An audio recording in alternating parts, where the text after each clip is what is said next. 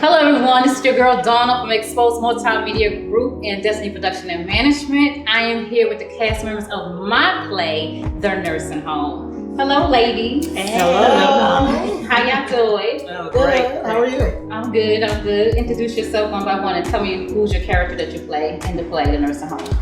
My name is Ivy and my character is Tisha. I'm one of the CNAs that's working. Okay. My name is Letitia James, also known as Mahogany Jazz. I am playing Nurse Donna in this play. Hi, I'm Karen Tangelder and I am the nursing supervisor at the nursing home. Okay.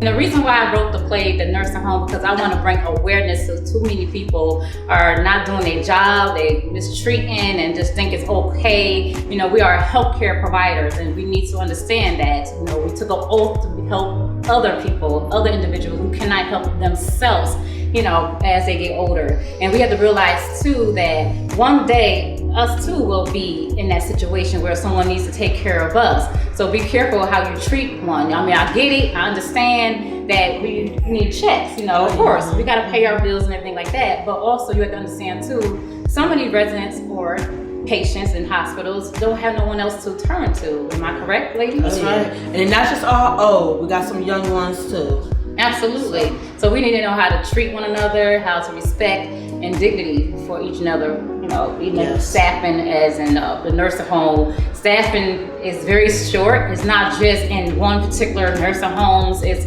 so many nursing homes that's short. It's around the world. All over. It's all over. It's around the world. And I'm sure that y'all seeing it on the news and everything. The shortage, the accidents and stuff that's happening with the residents getting lost, dying, stuff like that. I mean, it's not cool. We need to respect our situation, our healthcare license, you know. So going back to the play, so how do you feel about the play, Ivory, as a CNA? How do you feel about it? I like it. I think it touched on a lot of situations that's going on in these nursing homes. The families, the residents themselves, how the aides act towards the residents, towards each other. And with the nurses and supervisors as well, because a lot of the aides and the nurses and the supervisors supposed to have a relationship in order to keep the job going and make the job go, you know, good the whole day. But teamwork. Teamwork. But the aides and the nurses and the supervisors, we all get into it too, and it's like that everywhere. Nobody see eye to eye on what really goes on. Right, absolutely. And sometimes we have to understand. Sometimes, now don't get me wrong. Now you get these residents who would, get at your nerves sometimes, but that's their job. They got nothing else to do, But you got to learn how to walk away from the situation, or take a breather, or even swipe out. Even I don't care who you are, CNA, nurse. If you don't want to give that meds and they're not taking your meds, like swipe out. Ask another nurse to do it and everything. I could say these things because I've been in this field over 30 years, so I know from a lot of different facilities from in town, out of town, how things go. And trust me when I tell you, everywhere you go, it's short staffing now these days. And when it's short staffing, we have a lot of attitude, that builds up because your frustration of being only 2 A's or 3 A's, you don't have that extra person to help out, so I understand that. Letitia, what's your insight? Well, I find it to be something that everyone can relate to. I don't have any experience in the healthcare field. But, on the other end, having family members that, have been in nursing homes or been in facilities where they relied on the help of the staff, and I've personally seen where they haven't received the best care. So there's some elements in the play that I have, touched on that touched me personally, I should say, just from being, seeing family members go through certain things. And like you said, we get it, you get short-staffed or there may be issues that's going on. We're human and we, may have attitude or whatever, but there's a time and place for everything. And, like you said, anyone in the field took an oath to take care of those people, to do the best you can, because you wouldn't want people to treat you the same way. So I think it's something that's definitely relatable across the board. Absolutely, but when you understand too, like one day, again, I'm gonna say this, you're gonna get old too. And you will, or a family member, a loved one, your child, anybody, it can happen to anyone. You gonna be in that situation. How do you want that person to treat you as an individual, as an old person? Because we all gonna make it there one day, hopefully, God willing, but yet still we have to respect the elderly, because without them, I don't care what you are, a doctor, a nurse, whoever you are in the hospital, in the nursing home, without people getting sick, without people getting old, we will not have jobs, correct? Mm-hmm. Right. Where would them jobs come from? We didn't have none of these situations going on here. Right. Absolutely. So Karen, give me some of your insight about the play. I think you did a great job. I really did. I think you Thank you. presented, a lot of very good points, obviously. When I take a look at it, though, I do agree in teamwork, and I think if people need to get along within the base that we are of their house, we are their base. Without us, they have nothing. And like, I need to put myself in your shoes more. You need to put yourself into my shoes. I'm getting call-outs from an office. I'm trying to look for extra staff to call in. I'm getting calls. I got to replace this person or that person. Somebody fell on a unit, but yet someone will say, oh yeah, what's that supervisor going to do? Or, there's a lot of things that you bring out that is really great. Thank you. That we all see. That I think that if we built that concrete bottom and work it up, that's going to reflect a lot on our Absolutely. on our patients, on our residents, and it's also going to make us, stronger people. I think so. Yeah, because the play is about bringing awareness. It's not to belittle anybody, not to take away from anybody or any facilities or anything like that. It's to bring awareness. Because sometimes we could tell people things. Sometimes they don't hear the message, but they can see the message very clearly. So this is why I wanted to do this play, to bring, the vision to light, to see exactly how you are as an aide and how you are as a nurse and how these residents feel when you are short-staffed and you mistreating them and you just don't give 2 cents about them and you go on about your day. And I get it. Again, we all have rough days, but them residents don't care. At the end of the day, you're coming inside their home. You in a nursing home, that's their home. Period. Point blank. This is the last place they're gonna ever see again. This is where they're gonna die at. So we need to give them more respect. And we all been there where we've been frustrated. We just wanna quit our jobs. Like, it's just too much. Like, I'm sick of this. I'm short staffed and everything. But think of being that resident that hears that mumbling going on at the desk. Okay. So and so's telling you, yeah, I didn't get my thing in my vacation day in my paycheck. Oh, well, I got mine. You better go down and check on with the payroll now. When they hear all these issues that are going on behind the desk, they're going to just holler out because they need attention, and that's negative attention. Right. But I don't even think it's just that, because a lot of people think that the way these elderly people, it's not only elderly people in a nursing home, but a lot of people think that the way they act is because it's intentional, I should say. When they cuss us out or they call us names or they throw things at us or they do things. It's not all intentional. Right. They're not all the same. It's it could be a sickness or illness or whatever that they're going through, and we just have to learn how to work around And again, I said sometimes you need to go take a break or swipe out or go to an in-service coordinator. You feel like there's something going on with this resident or supervisor, something going on with the resident, you can't handle that resident, then go to an in-service coordinator, ask her, what is it, or how can we make a difference, and how can I, learn this resident, and how can I make, this day, the resident a better day, something like that, try. Just don't give up. It's like, what? Hell with that resident, I don't care. You go take care of that resident, I'm over it already. Go read the care plan. Care plan, can we get a report?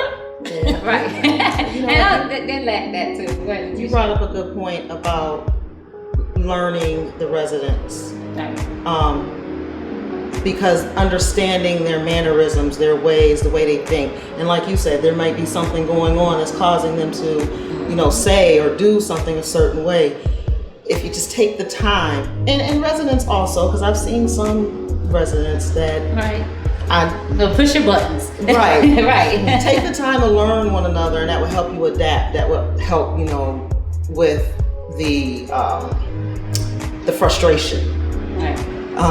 Maybe less of an attitude, or just because it, like you said, it all goes back to one day we may be in that position and we would not want to be treated that way. If you just take that time to be patient with one another, learn one another, and understand. I mean, a lot of these times, again, I'm not in the field, but I know, like you, other people, they've worked so many hours, most of their lives and their time is spent with these patients. Right. So it's almost like they can be an extended family. Absolutely. And So- sometimes they don't have no other family to turn to, so you are the only family Right. that they have. So I would say treat them with respect and dignity, because again, one day it could be you. I know me, like when they started cussing me out and calling me names, the one Get cussed it a lot. I try to make it fun. Like, wait, what did you do? Try to make it fun. Like I said, we were family, and try to take it back to like maybe throwing a game or something Right. here and there. Because if you don't, oh my Lord Jesus, you're gonna be pissed off. You're Right. gonna cuss them Best out. of You're gonna look. I'm not the one to play with. Do not. Oh, good job. And then they get to call you names. You want to call them a name back, and it's like, nope, you can't do that. That's verbal abuse. And that's true. That's true. But I feel like, as the new generation is coming into the nursing homes and the hospitals and working as CNAs or LPNs or RNs, whatever their case might be, they need to learn that too. And for the life of me, nurses, please stop saying, I didn't go to school to change that resident. I didn't go to school to do this and that. That drives me insane, because at the end of the day, nursing 101, you had to do all that. You had to change that resident, you had to feed that resident, you had to get the meds to that resident, you had to do everything for that resident. So stop saying you didn't go to school for that. Just because you pass pills now, it doesn't mean a damn thing. At the end of the day, you need to make sure you take care of those residents just as well. Thank you. I agree with you. I've never done that in myself. I never would. If I ever became that cold-hearted type of a nurse, I was going to leave the field. I always told myself that. Right. So you have to really, report. Report the ones that you do see. Right. That's the only way you're going to get change, really. Right. Because I personally have a heart for the elderly. They're helpless like an animal. Right. Again, sometimes too, it goes back to teamwork. If you see somebody getting out of control, out of hand, or whatever the case might be, it's okay to say, you know what, Karen, I know you're a little frustrated, so maybe you should go take a break. Or, matter of fact, I'm going to take that resident from you because I can see it's about to get out of hand. Yeah, there you go. Another good solution. Yeah, so we just got to be mindful of how we treat one another and how we treat our residents. And again, for the younger generation that's coming into this nursing field too, stop looking at this as a paycheck. It's crazy. I see so many people losing their jobs now these days. I see a lot of people going on the news, losing their job, and you hang around the wrong people in this nursing field. Be mindful of your license, because once your license is being taken away, I don't care who you are, it's done, it's gone. You can never get those licenses back again. Correct? Oh, that's right. And how many people do you see in this nursing field that treated people wrong? And have you I'd be ever writing to Albany, definitely, and reporting them. I've seen a lot. Right. I've seen a lot. I've seen It's a so lot, sad. too. I've seen a lot. Right. So what is your insight of the nursing homes, period? I agree. How do you feel that we can make a change in a nursing home? I think it really pretty much start with the supervisor, the DON of the building, only because at the end of the day, when we as an aide or a nurse don't know what to do, the next person we got to go to is the DON of the building. So if we can't act as grown folks and learn how to do teamwork, it'll have to be that person. So I feel like when we have our in-services and we all get together and we speak about the care that we're giving our residents, or the machines and stuff we got to use, or whatever the in-service is about, I believe that should be the time where we should all open up and discuss whatever the real issue is going on in the nursing home. Because if it's not going to be discussed, it's not going to be handled at all, and we're just going to be going on with our attitudes all day, every day. These residents is going to feel it. They're going to feel the wrath of it, and the family's gonna see it, and then that's where our licenses become in jeopardy because we're gonna try to handle it our way, the only way we know how, and that's mouthing off back. Or if the residents try to attack us, we're gonna try to attack them back. Or you know, it's. I just think it start with the DON. Yeah, we just all need to speak in service together because we can't get it right. So if you get a nursing home or even in service. Teamwork makes Teamwork makes exactly. Karen, what's your intake about nursing homes or hospitals? I think you worked in both places, correct? I did. Do you find that the hospital more difficult or the nursing home more difficult to work in? I think a nursing home is more difficult to work in. You don't have the clinical support behind you. I mostly came from an ER, so I started with elderly, and then I had like 20 some years of ER, and then ended with elderly. So it's a different ballgame when you are a supervisor in a nursing home and you don't have that support behind you. You're talking about wanting support and teamwork right just amongst us. Think about this nursing supervisor who needs some support clinically too on patients that, like she says, we're admitting more and more and more younger people today. These do resuscitate people. Are people trained that way? That's my frustration of being in a nursing home when I've worked as opposed to a hospital. I knew where my crash cart was. I knew where my other RN was. Nobody left a department without telling each other. We were like a little town in there. Right. So you're saying that it's more, in the hospital, it's more organized than a nursing home? Oh, much more organized, but it's also, again, you have more support, levels of support. You might have a nurse practitioner there behind you. You might have, the docs at the nursing home aren't just a phone call away as they claim they are. It's very frustrating to dial quite a few times trying to reach somebody when you have a patient going down. But as I say, younger people, you're going to need to know how to revive these people. You're going to need to go through emergency type work. Otherwise don't admit those types of people. So I don't know if people have really all looked fully at the huge aspect of all of it. Right. And as a real supervisor, I'll get to you in a minute. As a real supervisor, because you are a real supervisor, how do you feel with staffing situation, like with the aides from the LPNs? How is it different between the two? Or is there no difference? I don't really think there's any difference. I really don't. So people that would have attitudes and try to say, I have a license and you don't, so I'm not going to pick up that bag. That's a horrible thing for anybody to do just because she's an LPN versus a CNA. A CNA took her own training and has her own diplomas or whatever. Well, they all have, everybody, what people don't understand, does not matter, LPN, RN, CNA, it's all licensed. Right. Completely licensed. There's different type of licenses. You all help each other. You're all the same. You're equals, and you should be anyway. Exactly. I don't feel like nobody's better than another person just because you have a little paper behind you saying that I'm a nurse or I'm a RN or anything like that. I don't feel the need that you're different than I am or she is or anybody else is. Never. I don't care if you're a DON or administrator at the same time. Exactly. Are the same. I agree. Oh yeah. So just a question. So you said something like for the new generation coming in, they all need to learn how to be able to take care of these patients, like with the DNRs or whatever. But in a nursing home, when a person expired or they need to either be resuscitated, or if they're not resuscitated, they're a DNR. The only people to attend to those residents is supposed to only be the supervisor and the nurse. So where do the aide, or what kind of training do you think the aide need to have in order to try to... You need a lot of training if you're going to revive people. I mean, there's different aspects. Again, back from a hospital, you have a respiratory therapist that's going to be bagging oxygen into this person while the other nurse is drawing this blood work up, and we're trying to find out why did this person just pass out all of a sudden. And this is a save the person.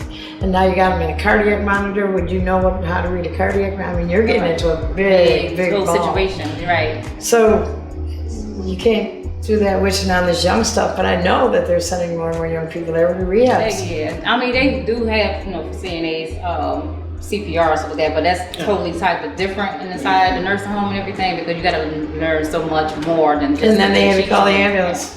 Absolutely. Well, see, that's the thing. We can't even, CNAs can't even call the ambulance in the nursing homes. Yeah, we can't call the ambulance. frustrating. We can't resuscitate. We can't. Well, you're there's limited. nothing. You're limited to what you can do. So it's like different levels of licenses, although Yeah. everyone is licensed. I think they'll start Right. going through Our some job books is just and alert the nurse. making some Let But the you know supervisor what? Let's take that back because I don't feel like your job is just as more important than anybody else's job because you are more hands-on. Right. You know, so you as a CNA, you say you only job I can't do this, can't do that. No, you have a big job yourself because without you, how nurses are going to be able to do their work either. Because you're the hands-on, so you see something wrong. Sometimes the nurses don't see what you might see. They might see, you might see, okay, this one's lethargic.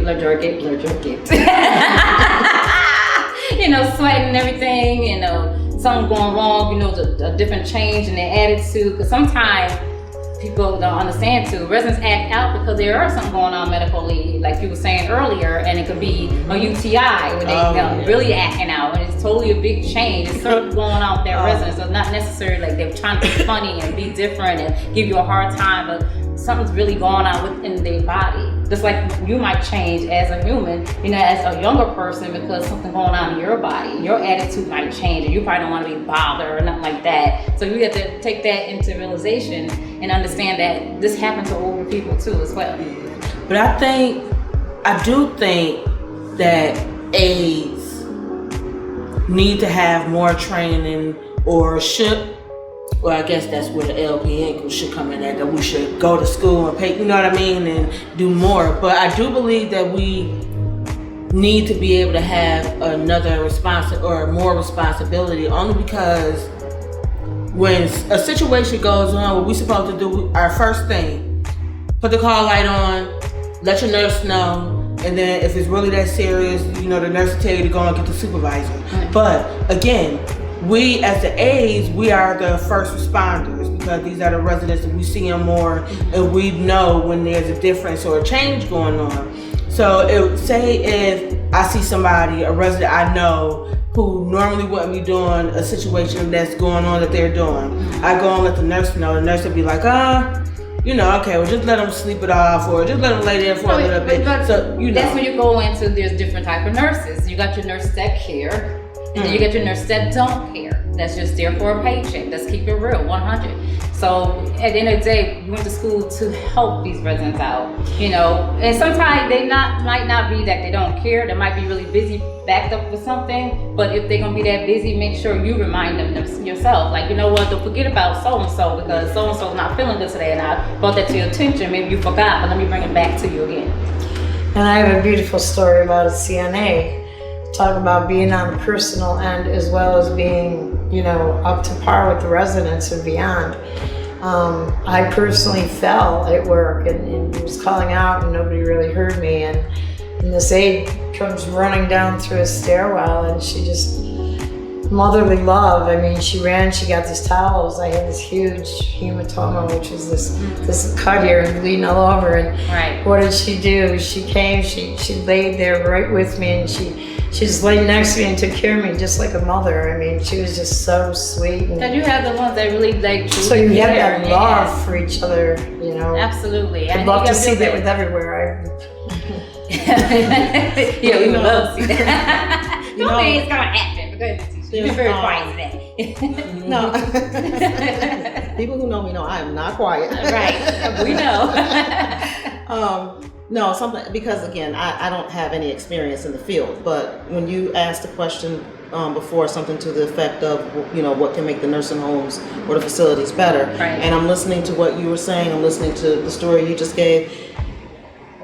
Me again, not, knowing any of the background in that field, right. But it starts, in my opinion, with that individual.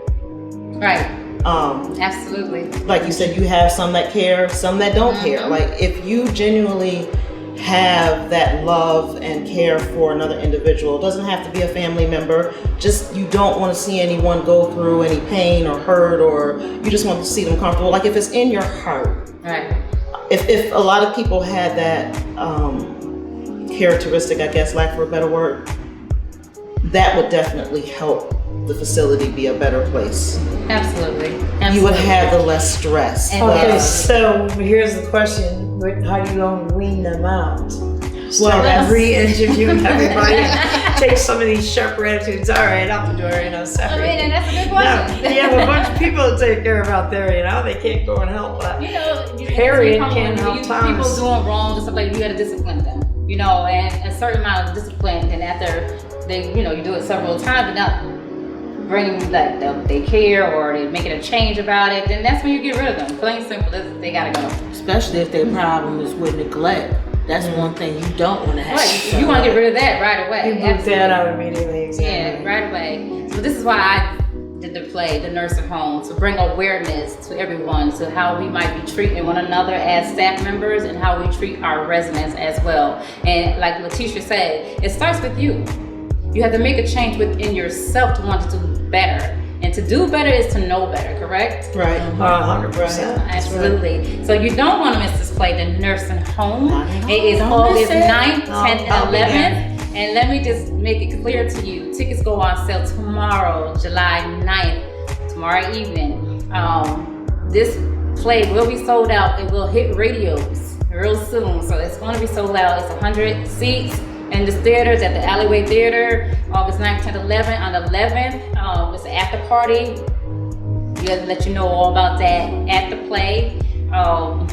You'll see the great performers, great actors, poetry. It's gonna be so nice. I'm so blessed and I'm so thankful, so humble to have all the great actors that's on, my cast members and all the singers, Kiara and Dave Stewie, who's gonna be performing, and Letitia. She didn't know that just now. She didn't know that just now. And the poetry, Tanika and Truletta, who also one of the actors at CNA. And I'm very thankful, and I thank God, because I posted I did this play so many years ago, and I didn't do it because what people don't understand, I wait for God to give me the sign. I don't go off of what people say. I have to wait till God give me that. So God told me when everything started hitting the news as in short staffing and people going to jail for this and residents are dying for that, God said now is the time for you to do this play. Now, we know you supposed to did it years ago, but now it's the time. Anybody that knows me will tell you, yeah, she supposed to did this play years ago, but now I'm finally doing it. And who better to do it than the person who's been in this field for over 30 years, who knows the ins and outs. But I thank God for putting that on me, and I thank everyone who's been supporting me and supporting all of us who will be out at the play. So make sure you don't miss it. If you have any questions, you can email me at exposedmultimediagroup at gmail.com. Dang, I'm just thankful, so I'm excited. Yeah, mine too. So once again, check us out. Tickets tomorrow evening will be on sale at Doris Records in Buffalo, New York. And again, the play is at the Alleyway Theater, one curtain up alley, right next to Shays. August 9th, 10th, 11th, August 9th and 10th, that's a Friday and Saturday. Showtime, doors open up at 7, showtime's at 8. Sunday the 11th, doors open up at 4, showtime starts at 5. After party starts at 8 p.m. at a different spot, which will be announced at the play. Again, thank you everyone, God bless, love you all. Thank you, everyone. See you there.